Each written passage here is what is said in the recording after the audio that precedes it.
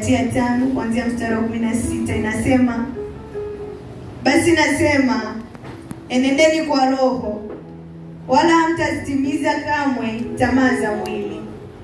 Bwana Yesu asifiwe. Amen.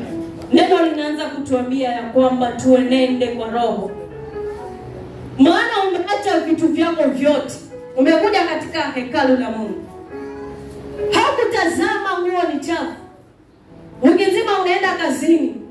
Sunday umepatikana katika hekalu la Mungu. Vile vyote haukuviona vya muhimu. Bwana Yesu asifiwe. Amen. Amen. Na wala shetani hatapata nafasi mahali pale. Maana unapotembea kiroho, hata shetani akukaribia hata kuweza. Amen. Lakini roho inapoweza na unapobaki mwili, ni rahisi sasa kwa shetani kukutumia. Ndio msomaji.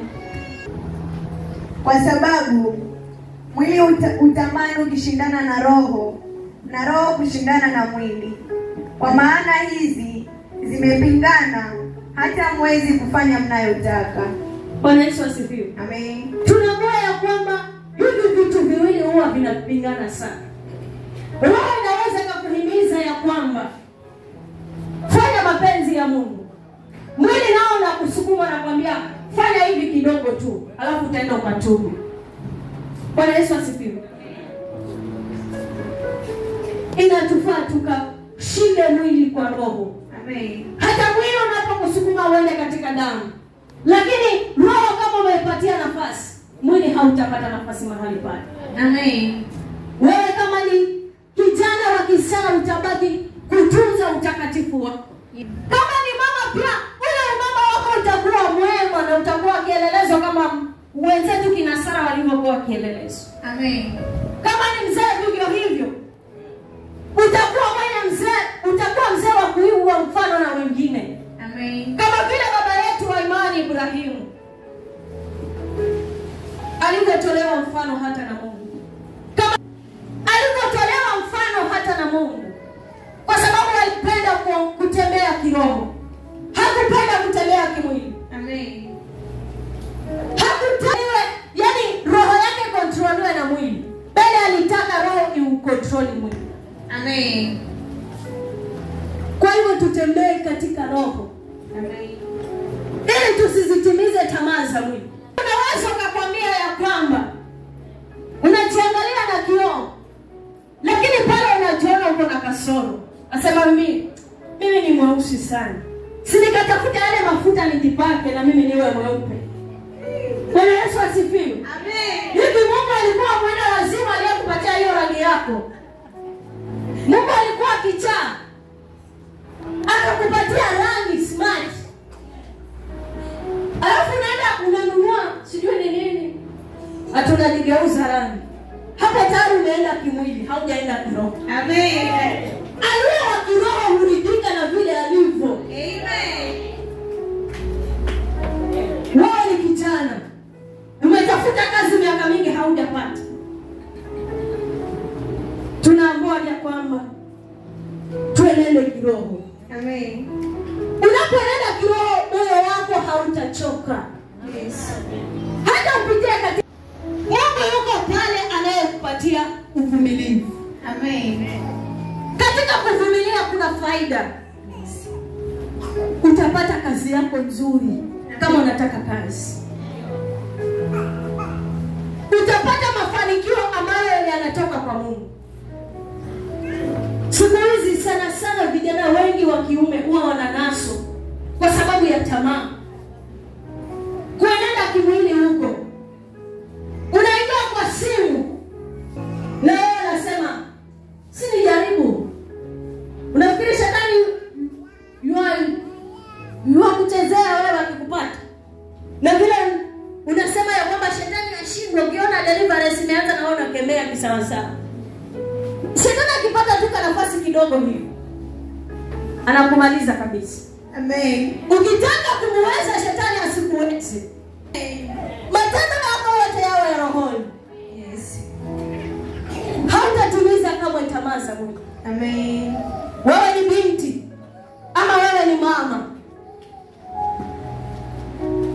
Labda uko na mzee ama maybe ule wa mataifa ama wamama wa mataifa. Wajua watu wa mataifa wanataka waone mfano mwema kwetu. Yes. Ndio wajua ya kwamba kama yule mama ameokoka na anaishi, kama ni mama ana mume wake mmoja na anaishi vizuri, mimi ni nani nitangetani? Kama ni mama, sitaki tuitwe single kwa sababu tuko na Yesu. Amen. Si ndio? Ndio. Kama ni mama labda mlioachana, aone mfano mwema ya kwamba yule mama namuona kila siku tulienda kanisa, na sijaona jamaa akiingia pale na analea watoto wake na watoto wake wanasoma. Amen. Na anaishi vizuri. Tukawa mfano mwema kwa wale watu wa mataifa. Amen. Lakini unaposema wewe mama ya kwamba nimevumilia sana, ama wewe binti nimesubiri ndoa takatifu nje lakini haifiki, unampangia Mungu, unasema ya kwamba wacha niende pale kwa yule mzee kidogo. Yule mzee nilitongoza kwa miaka mingi lakini nimempisha wacha leo niende nikamkubali. Bwana Yesu asifiwe. Hata haujaendana na mapenzi ya Mungu tayari umegeuka mwenendo wa roho, umeenda kimwili. Maana yule mzee atakapokuja mahali pale atakumaliza, nguvu zote za rohoni zitaisha. Utatembea tu kimwili maisha yako yote. Kama ni huduma kuisha. Lakini unapotembea kiroho, hata wana moyo wako yani mwili wako unatamani, lakini kwa sababu roho ina nguvu, ule roho utaikontrol. Ule mwili wote utakontroliwa na roho. Amen. Watu watabaki wakikushangaa. Yule mama anaishi vipi?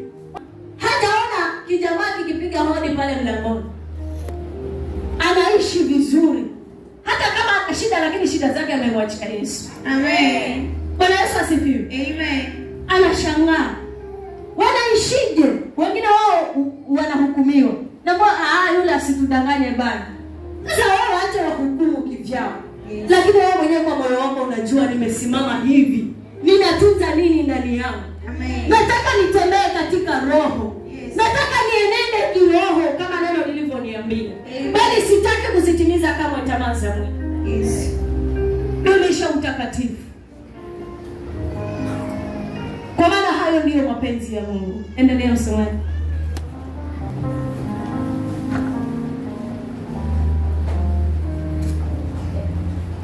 Amen. Lakini mkiongozwa na roho hampo chini ya sheria. Basi matendo ya mwili ni dhahiri, ndiyo haya: uasherati. Sikiliza. Kama kuna lile ambalo ni lako, likamate na upelekee Yesu. Unaweza fikia wakati ukawa kuna kitu hukitaki ndani ya moyo wako, lakini unashtukizia tu umefanya. Mpaka unajihukumu. Tena kila siku Yerusalemu tunafundishwa. Ni nini imeniingia mimi mpaka nimefanya? Bwana Yesu asifiwe. Amen. Mama maombi akisimama anatufundisha. Wahubiri wote wakisimama wanahubiri. Baba yetu akisimama anatufundisha. Nini hii imeniingia mpaka nimefanya hivi? Amen. Leo nataka nikwambie dawa na lile neno ambalo haulitaki lakini unajikuta umefanya. Dawa ni ya kwamba ulikusanya na ulipeleke kwa Yesu. Amen. Maana Yesu wetu hakuna lolote linalomshinda. Amen. Kwa hivyo sikiliza, hivyo hayo mafurushi ambayo yanatajwa hapo. Kama kuna lako likusanya na umpelekee Yesu. Amen. Na leo Ndiyo haya: uasherati, uchafu, ufisadi, ibada ya sanamu, uchawi, uadui, ugomvi, wivu, hasira, fitina, faraka, uzushi, usuda, ulevi, ulafi na mambo yanayofanana na hayo. Katika hayo nawaambia mapema. nasikia tunaambiwa mapema. Sasa bado ni mapema sana. Kwa hivyo tunaambiwa mapema. Kabla ungoje deliverance. Kama Mungu amepanga kuna deliverance inakuja labda. Kabla ungoje zile baraka zako unazozisubiri. Kama uko na hayo yaliyotajwa hapo, uasherati, uchafu, ufisadi, wivu, ugomvi, tunaamua mapema. Amen. Ya kwamba hebu endelea msomaji wasije wakaona ni mimi. Na mambo yanayofanana na hayo, katika hayo nawaambia mapema, kama nilivyokwisha kuambia ya kwamba watu watendao mambo ya jinsi hiyo hawataurithi ufalme wa Mungu. Bwana Yesu asifiwe.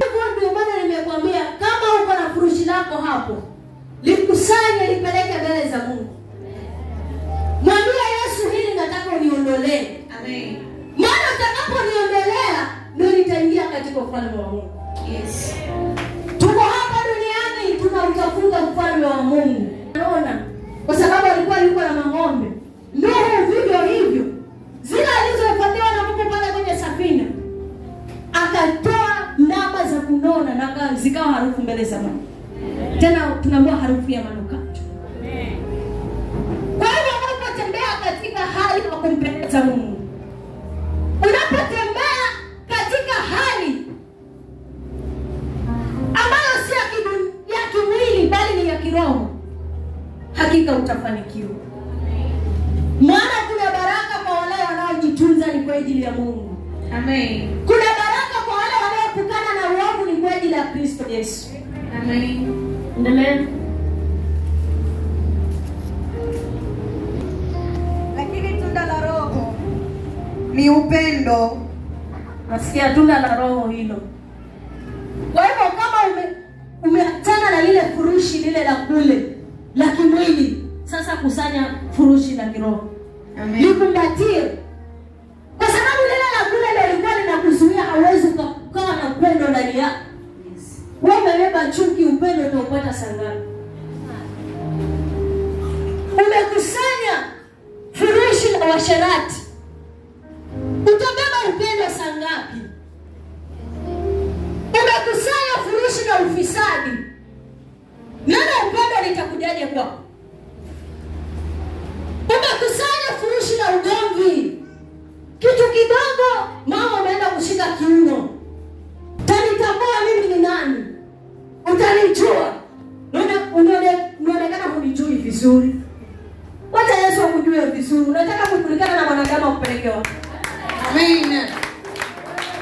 Mwanadamu akujue vizuri akupeleke wapi? Lakini Yesu anapokujua vizuri, baraka na amani zinatiririka. Unabarikiwa pale kwa maana Mungu wako amekufahamu vizuri. Amen. Unazidi kuinuliwa kwa maana Mungu amepatana na wewe. Sikiliza maana tunda la Roho sasa. Nyakuwa hilo tunda na litafune. Tusitafune kama lile lililotafunwa na mama yetu Hawa. Tutafune hili tunda la rohoni, ambalo unapolitafuna hilo tunda linasongesha karibu baraka zako. Endelea msomaji. Amen. Lakini tunda la Roho ni upendo, furaha, amani, uvumilivu. Kuna wavumilivu hapa. Kuna waliobeba upendo. Ndio. Amani inapatikana kwenu. Amen. Furaha ipo. Sasa ukiwa mvumilivu, wewe mzee, ukibeba hivi vyote, kitu kwanza hiki cha upendo, hiyo ndio kipaumbele. Alafu na uvumilivu. Unapovumilia, Mungu anaona uvumilivu wako. Usikate tamaa maishani. Ukikosa uvumilivu utakata tamaa. Ndio. Utajiona ya kwamba wewe kwisha. Maisha yako utayaona ya kwamba si kitu tena. Unasahau ya kwamba kunaye Mungu anaye uwezo wa kutengeneza maisha yako. Unasahau ya kwamba yuko Yesu aliyemwaga damu yake ni kwa ajili yako. Tena damu ya thamani. Hakutatokea atakayemwaga damu ya thamani kama ya Yesu. Kwa hivyo tunapokaa ndani ya hii damu iliyomwagika ni kwa ajili yetu, tutalishwa tunda la rohoni. Amen. Ndio msimamo.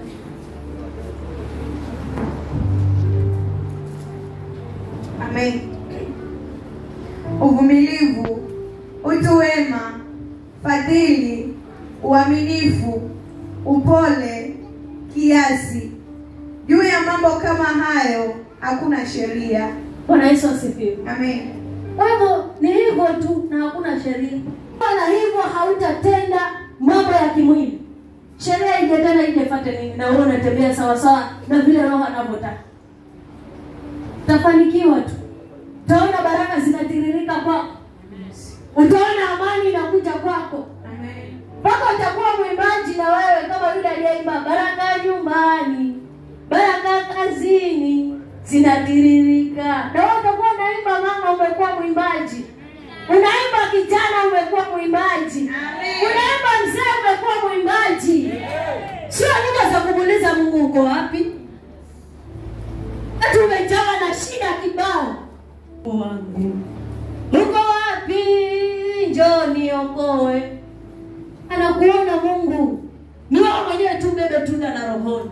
Amen. Unapobeba tunda la rohoni utaimba nyimbo za kumuinua Mungu. Amen. Unapobeba tunda la rohoni utaimba nyimbo za kushangilia Yesu Kristo. Amen. Tunataka kuimba nyimbo za huzuni. Ati kila wakati unalia tu. Kila wakati unahuzunika tu. Bwana Yesu asifiwe.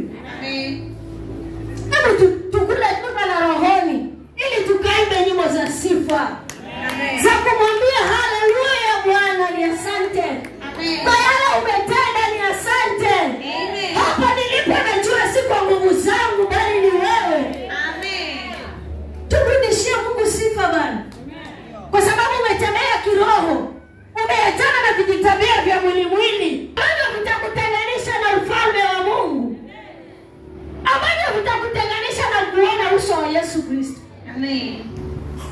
Sione ya kwamba kuona uso wa Yesu Kristo ni kule mbinguni peke yake. Tunamuona kuanzia hapa duniani. Kule mbinguni naenda hesabu tu. Amen. Ya kwamba umetembeaje katika dunia. Ukienda kule, usingoje ya kwamba eti kunakuja wahubiri tena wakuhubirie. Usisubiri eti unasubiria ya kwamba maombi aje akufundishe tena mafundisho. Kifika kule, iliyo pale ni kuwekewa signature tu wewe ni wa motoni. Hata kama utaki. Siku zote baba yetu mnatufundisha ya kwamba ule moto utakuwa ni kama smoke. Baadaye unavutwa unaenda huko. Na kama ulitenda mema, hata wewe mwenyewe utakuwa unaenda unaimba. Hadiso nyumbani kwa baba kuna raha, kwa sababu raha umeiona.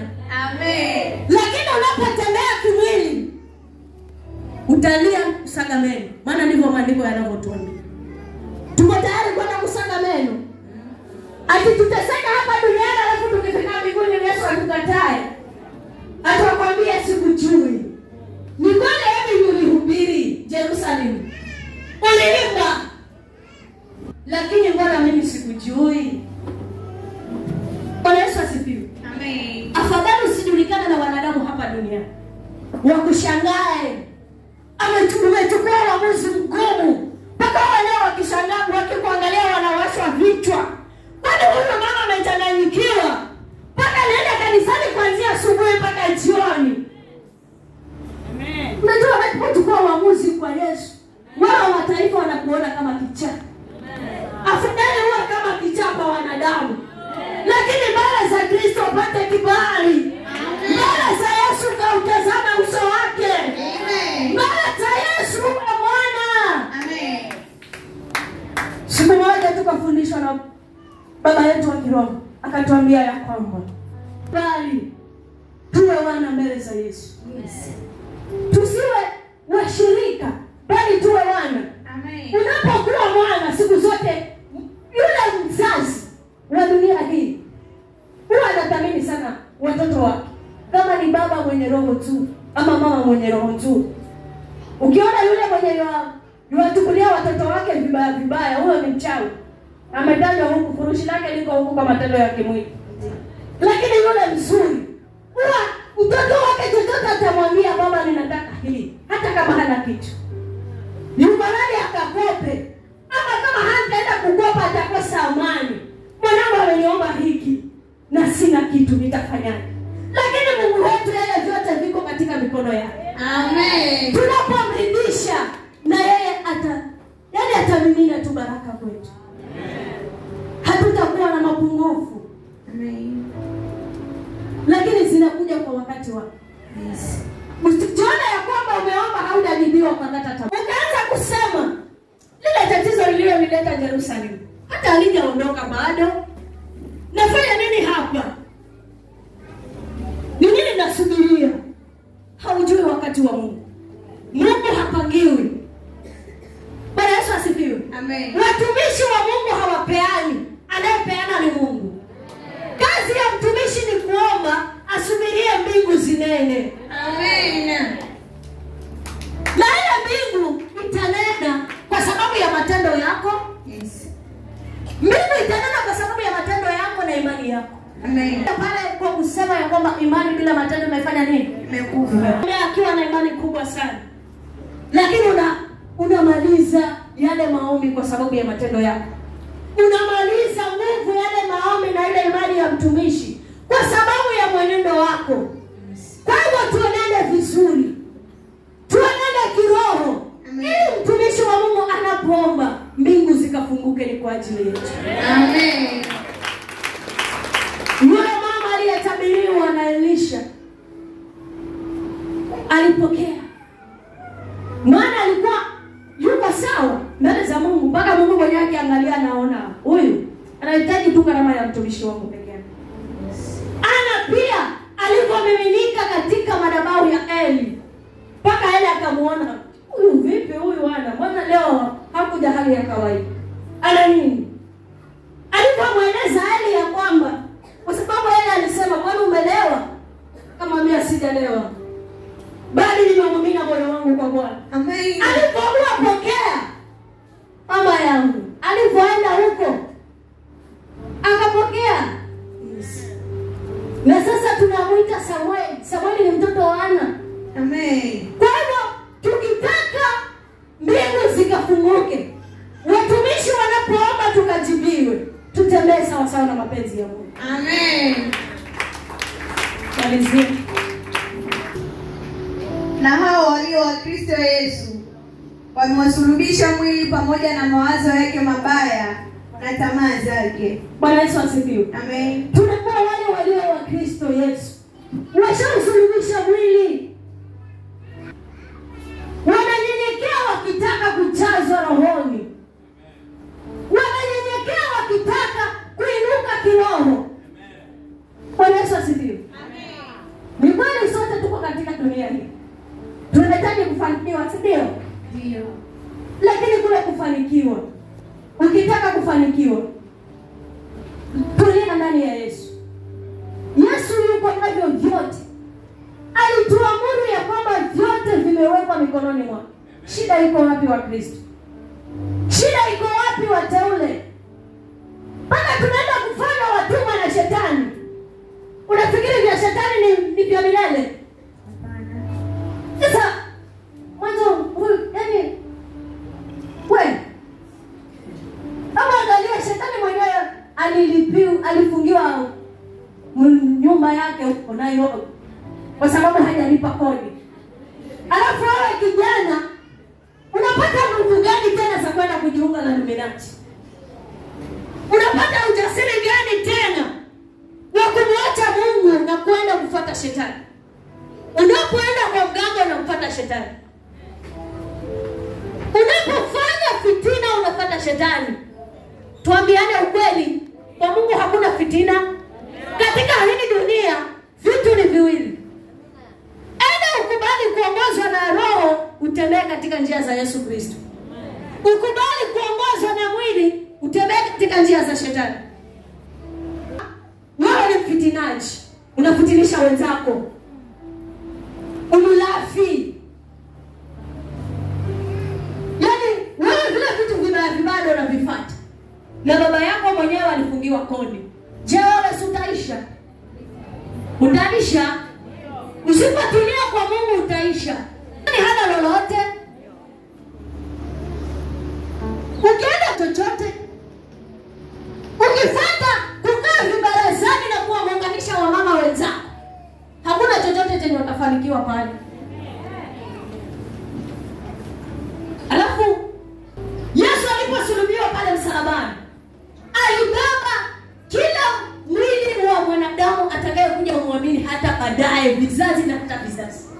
Alisulubiwa na kila kitu pale, alimaliza kila kitu. Amen.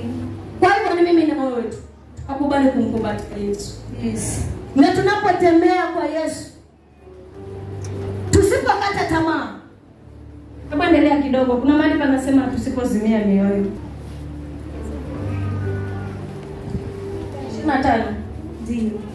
Aruka hapo tonde hiyo Wagalatia 6. Wagalatia 6 mstari wa 6 anasema kasi hapo. Amen. Wagalatia 6:7 inasema msidanganyike, Mungu hadhihakiwi. Kwa kuwa chochote apandacho mtu ndicho atakachovuna. Bwana Yesu asifiwe. Amen. Mungu hadhihakiwi. Wewe unatembea kwa mienendo ya kimwili alafu nasema nimeokoka, Yesu ni Bwana. Ukitembea kule nje kwa mataifa, wewe unajifanya umeokoka. Kama unaingilia wale wenzetu kule unasema unaanza kuwa kiona yale mambo ya kwao, kuna wengine wanasafiri kutoka mbali nao. Badala waje wafanye kazi ya Mungu aliyowapatia wanakuja kushindana. Ati wao nyinyi wa Kristo sijui nini. Kwa nini asifiwe? Amen. Wao unafurahia, unasema nimeokoka, wacha niende kule nikashindane, wajue ya kwamba sisi wa Kristo ni wengi. Bwana Yesu asifiwe. Amen. Tumambao wa Kristo ni wapole. Ijulikane kila mahali ya kwamba wa Kristo ni wapole. Amen. Hawashindani. Yes. Yesu wetu hakushindana. Ilifikia wakati Mafarisayo walimbandikizia maneno, lakini yeye aliwaambia nyinyi ndio msema. Ati wewe ni mfalme. Nyinyi ndio mmesema.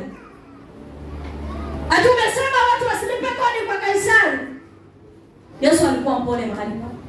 Kwa hiyo sisi lazima tukamuige baba yetu. Tutembee katika upole. Unapofika mahali labda umekwaruzana na mwenzako, unajaribu kumuelezea hataki kukuelewa, nyamaza. Unapozidi kushindana pale unatoka katika matendo ya kiroho. Amen. Na unapozidi kushindana pale, yule mwenzako pia huenda kwanza zaidi. Kama ni kanisani akatoka kanisani akaenda zake kabisa. Utakuwa umeua roho tayari hapo. Lakini wao ungenyamaza, angejirudi huenda baadaye akaja akakwambia, dada Purity, wala juzi tulikuwa rozana mwenzangu lakini naomba unisamehe. Bwana Yesu asifiwe. Amen. Atapataje roho ya msamaha kama umeshindana na yeye? Atapata roho ya kurudi kwako tena anakuja kuambia nisamehe. Amen. Tukae wapole kama baba yetu alivyokuwa mpole. Imefikia wakati umekosea, kubali makosa yako. Endelea na safari ya wokovu. Wakristo wengi huwa tunajifanya tumeokoka lakini washindani vishipa. Unaona mama anaongea mpaka ametoka alama za shingo. Ulikuwa na anti yangu mwingine alikuwa anasema umetoka nyoka za shingo. Mama ameokoka. Umeenda kutoka mishipa kwa sababu ya kuongea. Mdomo umeenda kurefuka mpaka watu wanashangaa. Wajua kutembea peke yake tu Yesu alijulikana. Kutembea kwa Petro peke yake tu, hata kama alimkana Yesu, lakini alijulikana ya kwamba yeye ni grupu moja ya wanafunzi wa Yesu. Amen. Sijui kutembea kwako kunajionyeshaje huko nje. Mdomo mrefu mpaka mtu anashangaa huyu mama. Huyu mdomo. Huyu mama anaonekana anaongea si mchezo. Yaani watu wanakujaji kwa muonekano tu peke yake. Bwana Yesu asifiwe. Amen. Ingawa tu pia idhihirishe ya kwamba tumeokoka. Idhihirishe ya kwamba Kristo ni Bwana. Sio lazima utembee kila mahali uambie nimeokoka jamani. Ninashiriki Yerusalemu. Mimi ni mwimbaji pale. Mimi ninahubiri pale. Bwana Yesu asifiwe. Amen. Wanafunzi wa Yesu hawakutembea wakifanya hivi. Lakini kwa mtazamo wao peke yake ulidhihirisha tosha ya kwamba hawa watu ni wanafunzi wa Yesu. Amen. Tembea yake peke yake ilimdhihirisha. Petro hakuweza kujificha mbele za wale wa mataifa waliokuwa wanamuua Yesu. Wale wa makuu wa sheria waliokuwa wanamsulubisha Yesu. Ilidhihirika wazi huyu mama mpa ameokoka. Salome huyu mama ameokoka. Huyu Magdalene ameokoka.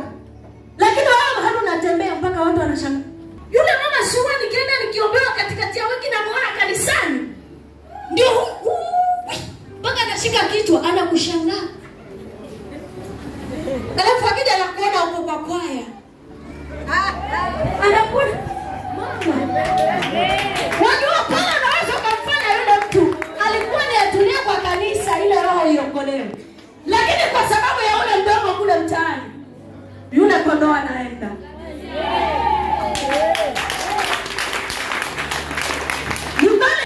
Ni kweli ninacheza, ni kweli ninahubiri, lakini je, kule mtaani nikoje?